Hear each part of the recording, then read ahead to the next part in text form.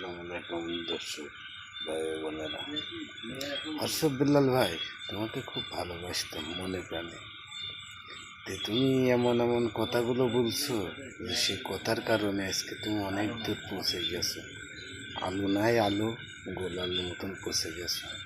মানুষ কথায় আছে কি জানো তো, যদি কেউ জিরোর থেকে হিরো হয় তার মাথাটা খুব ঠান্ডা রাখতে হয়।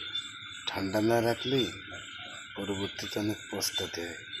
আমি কিন্তু একজন মালয়েশিয়ান প্রবাসী, অনেক ভালোবাসতাম, শুধু আমি নাই, হাজার প্রবাসী।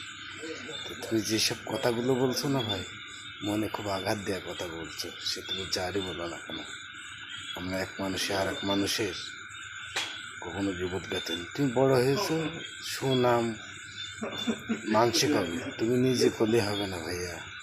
তাই তোমার ছবিটা আমি স্ক্রিনে ঝোলালাম না, একটু ভয়েস করে বলে দিলাম। ভিডিওটা ভালো লাগলে শেয়ার হবে।